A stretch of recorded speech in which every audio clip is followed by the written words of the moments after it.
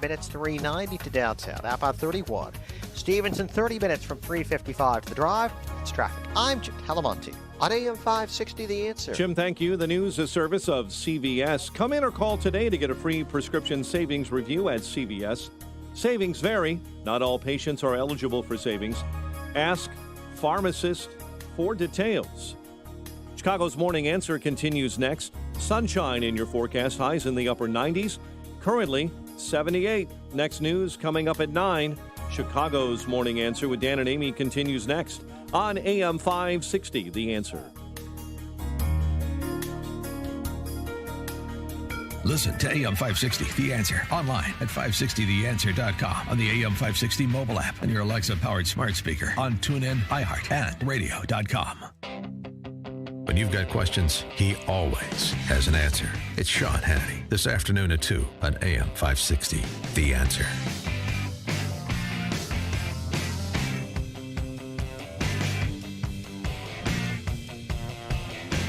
Good morning, Dan and Amy, and again, another night of unrest, this time a deadly night of unrest in Kenosha, Wisconsin, with 2 dead amid, as we heard from a caller in Kenosha earlier in the show, amid half the downtown being destroyed. 37 buildings and still counting, and there's not much more to riot and to root and to destroy in Kenosha. We got a very thoughtful, really thoughtful message from Jacob Blake's mom, Julia Jackson, calling for peace and racial healing.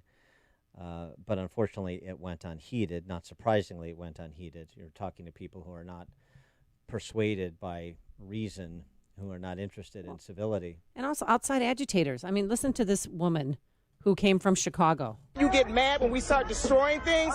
This is what happened when you do this. When you keep killing black people for no reason. We have an investigation underway into Jacob Blake's shooting, but we have a lot of unanswered questions as well, which brings us to this piece by our friend James Copland, who's the director of legal policy for the Manhattan Institute. In Policing Race Matters, but not exactly how Black Lives Matter and some of the identitarians see it. It's an interesting piece. Copland writes, I want to emphasize that race as it relates to policing is appropriate, something that may seem counterintuitive to those who, like me, think we should strive for a colorblind America, at least in terms of legal rights and remedies. So race is an appropriate consideration in discussion of policing and police reform, even though we're trying to achieve a colorblind society, and James Copland is interested in that as well. How to reconcile those two? Let's ask him. James Copland, thanks for joining us. Appreciate it. Thanks for having me. First, as you note in your piece, you're a white dude. You're married to a black woman, proud parents of a biracial son who you speak about in your piece, and I'll let you discuss that. But the point that you made about the discussion of race is appropriate, factoring in race even with respect to legislation is appropriate, but yet you're still interested in pursuing the colorblind society that Martin Luther King dreamed of. How do you reconcile that? Well, I just think we need to realize that people's experiences here are going to differ. And there are 2 fundamental truths that I really just wanted to emphasize in my piece. One is that the primary beneficiaries of good proactive policing, and I don't mean to say all policing, but good proactive policing, the sort of policing that has dramatically cut murder rates, saving thousands of lives annually in the United States from what we saw just 25 years ago, and dramatically cut other violent crime rates, a million or so fewer violent crimes annually in the United States than what we saw 25 years ago. The primary beneficiaries of that are black men who are disproportionately, by substantially disproportionately, the victims of that violent crime, particularly murder rate type violent crime. Now, The flip side of that, though, is, and this is the sad truth, and there's a complex constellation of historical and social factors underlying this, but black men are also disproportionately committing violent crimes, not to the extent that, say, men are versus women, right? I mean, men commit far more violent crimes than women, but there's also a significant racial gap in who's committing the violent crimes, and a lot of this has to do with things like organized gangs in inner cities and what have you. But because of that, a police force that is doing its job and doing its job perfectly is going to focus on fragile communities. And that's something that the black residents of those communities want. A majority of black people surveyed in what are called fragile communities by Pew say they want more policing in their community. They understand that turning the community over to criminals is deleterious to their lives in that community. But the flip side of that is that black males are disproportionately going to be getting stopped, and some of that's going to be what we call false positives, where there's a crime report out there, or there's just a proactive policing effort in the community because it's become a hot spot. And black men who are innocent of crimes, and most people are innocent of the violent crimes we're talking about, black or white, the vast majority of people, are disproportionately going to have police encounters. And that's what Senator Tim Scott was talking about a couple years ago when he said not once, twice, 3 times, but 7 times in a year he was stopped by police or had a police interaction as a prospective suspect as a black man who's a United States senator. I mean, and so this reality is going to be the reality that black men face disproportionately, and we have to be sensitive to that because when we're not, we have these social problems. Look, I'm all for that. I agree with that. Just on the Tim Scott thing, and I don't dispute Tim Scott's perspective. I have great admiration for Tim Scott, and that some of the times he was stopped may have been inappropriate. I'll take him at his word. He's earned that, as far as I'm concerned. But I mean, the idea of like 7 stops in a year. I mean, I'm a habitual speeder. How many do you get stopped? I've been stopped 7 times in a month. I mean, so. Well, you look like a surly character, though. But here's the key that doesn't get enough conversation, although it seems like it does, but apparently it doesn't. When I get stopped, as your standard issue off the shelf white guy, I have my hands attended to on the steering wheel so the police officer can see my hands. Yeah. I pull over as soon as the lights flash behind me. I say, what'd you do? I said, I was speeding. You got me. And give my license and insurance and all that jazz. And the interaction is positively uneventful. And it's not because of my skin color. It's because of my behavior. I'm sure if I was demonstrative and jumped out of my car and was jawboning or reaching for something, he couldn't see my hands, it would be a completely different situation. And I also, by the way, identify myself as a concealed carry holder. Say I have a gun in the car. Here are my hands. I have a gun in the car, concealed carry holder, just so you know, because I want the officer to feel safe just like I want to feel safe. Why is that so complicated? And I guess that leads to my next question, which is, as I mentioned, your wife is black. You have a biracial son. The conversation you have with your son about police and about what the approach should be, since perhaps he's more likely to have a police interaction than a white kid. Yeah, and I haven't had to have those conversations yet. He just turned 10. He's 4'4". He's not a threatening individual. All right. He's not going to be false. Quickly. I get this, but how we have this conversation? Absolutely, you need to realize a couple things as a citizen interacting with the police officer. First of all, he doesn't know who you are, and whether he's acting in good faith or bad faith. He has a firearm and is authorized to use the firearm. The second thing is the police officer doesn't know that you don't have a firearm, or in your case, you do legally have a firearm. He doesn't know that you're not a threat to him, and he's got a family to go home to. And so in that situation, people need to be very respectful. I do agree that behavior absolutely matters here. And so it's important for us to keep that in mind and the sort of messaging we're giving. Now, some of these situations, unfortunately, you have individuals that are under the influence. And when someone's under the influence of something, Right. they're not going to be behaving optimally. And that can create situations. I mean, George Floyd was clearly under the influence, which is not to excuse what happened at all, because, you don't need to immobilize someone for close to 9 minutes with a knee to their neck. In that situation, I don't think there's any evidence that was a necessary police reaction. But when individuals are under the influence, it can create situations where the officer is not sure what's happening and where the individual may be behaving in a way they wouldn't if they had their full faculties about Have them. you talked to your son about the shooting in Kenosha, Wisconsin? I haven't, and I'm not 100% sure he's even aware of it. Like I said, he's a young kid and he's just started school. This one's harder, I think, than George Floyd in the sense that, it looks awful on the video, but it's more of an instant reaction, and it's an instant reaction where the officer may have perceived a threat because the individual was reaching into his car and had been previously non-compliant, which again is not to say it's a justified shooting and there'll be an investigation, et cetera. I think what's happening to the citizenry of Kenosha is just horrible, particularly where you've got these outside folks coming from Chicago or other places and burning down someone else's city. That doesn't help anyone. So it's a horrible situation to watch what's going on, and a tragic one. But it's not the sort of thing I've talked about with a 10-year-old yet. Right, but here's the thing too: whether it's Ferguson, Missouri, or Kenosha, or neighborhoods, and including business districts in big cities, all you're doing is destroying your habitat, or you're allowing outside agitators to destroy your habitat. And guess what? Joel Kotkin wrote about this recently. It doesn't come back. He wrote about the studies that have been done on L.A. and South Central L.A.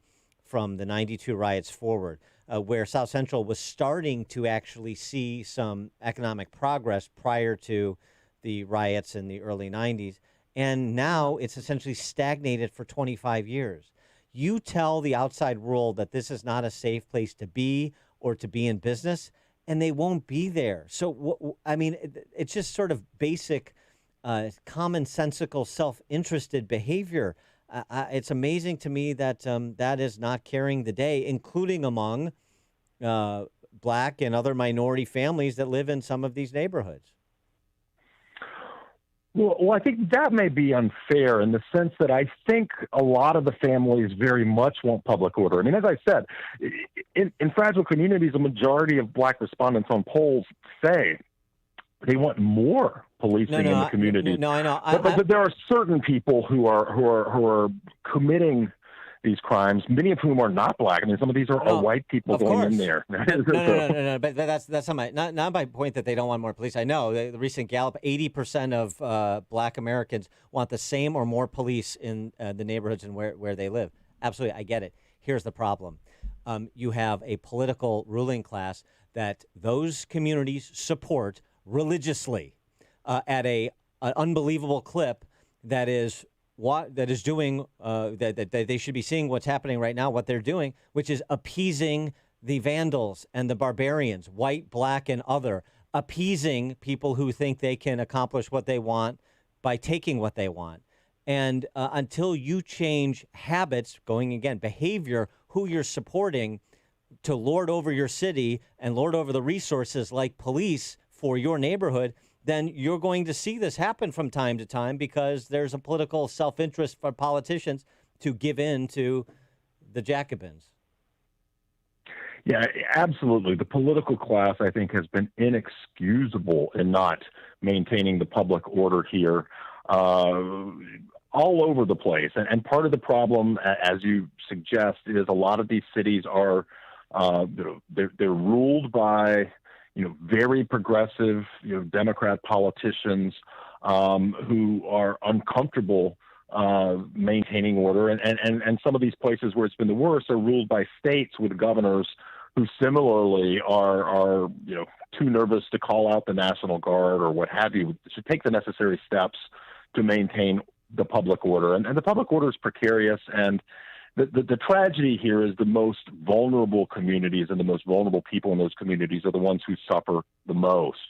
It's easy Well, to there's say, towns well, destroyed and 2 people are dead this morning, and we're not sure if the 2 people who were shot to death were guarding their property or if they're protesters fighting those who are guarding their property. We get 83 people shot every week in Chicago on average this year. We got 500 murders, 80% of whom are African Americans.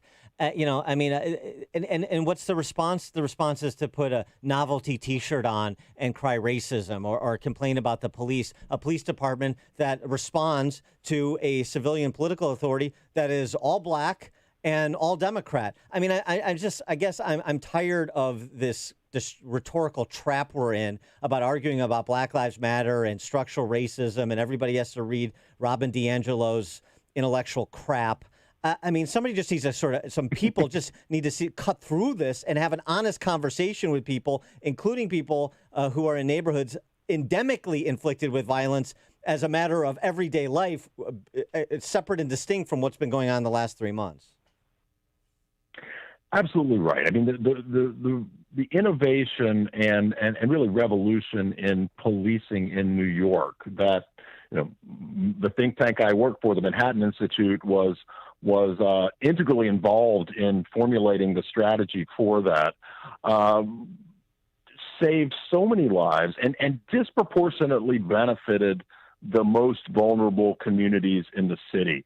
So the Bronx and Bed-Stuy in Brooklyn and the most vulnerable communities in the city, where you had extraordinary murder rates in the early 90s, you saw that radically reduced. And so New York versus Chicago was just such an excellent juxtaposition. We didn't see that happen in Chicago, and we've seen the crime there remain just horrific in parts of Chicago. Exactly. Now, one thing that's different about Chicago than New York is Chicago is very fragmented by neighborhood. And so up until recently, recently the main downtown shopping districts in Chicago got looted and rioted and what have you. But until quite recently, you haven't seen a ton of spillover from neighborhood to neighborhood. So the south side of Chicago has had extraordinary high crime levels, and other parts of Chicago haven't necessarily felt it. Whereas in New York, there was a bit more crossover effect. Places like Central Park weren't safe, and when that started, down Midtown New York wasn't particularly safe. So when that started happening in New York is where you got Giuliani elected and where Bill Bratton came in and put in broken windows and proactive policing.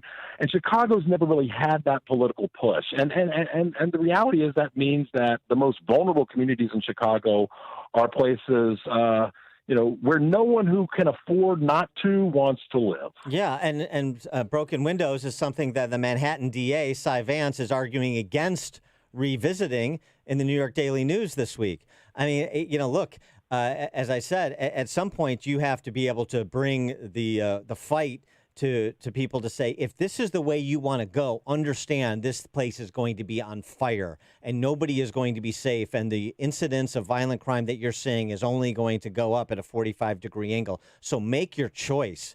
The attempt to rewrite the history of New York is fully underway, starting with the district attorney of all people. Yeah, very disappointing to see that. And the Manhattan district attorney is not the worst offender. You have Brooklyn district attorney. You have other district attorneys who are essentially disengaging from major pieces of policing. Now listen, I think we can have educated debates about things like the drug war, which I think has been broadly a disaster, et cetera.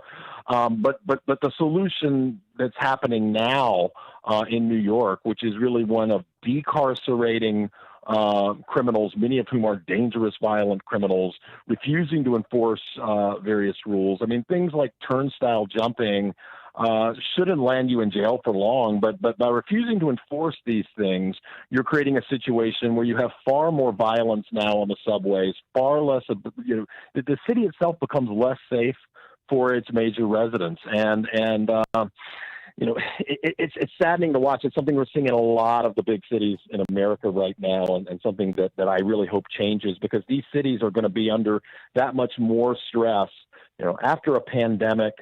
businesses are going to fail, things are going to shut down, and individuals with means who form the tax bases of these cities are going to leave these urban environments, in at least on the margin, not overall, but at least on the margin, and leave the city's finances that much more precarious in a lot of these places because businesses are finding out you can work virtually and be pretty darn effective in a lot of businesses. And so what's going to happen if the violence in these urban areas gets more pronounced is that's going to create that much more of a death spiral and really make our cities a lot less attractive places to live. James Copland, Senior Fellow and Director of Legal Policy for the Manhattan Institute. James, thanks for joining us again. Appreciate it. Thanks for having me. And he joined us on our turnkey.pro answer line. The more you listen, the more you'll know. This is Chicago's Morning Answer. Morning Answer on AM 560. The Answer. Have you written a book and want to get it published? Christian Faith Publishing helps thousands of authors just like you publish their books with a company dedicated to strong Christian values. To help you get started, we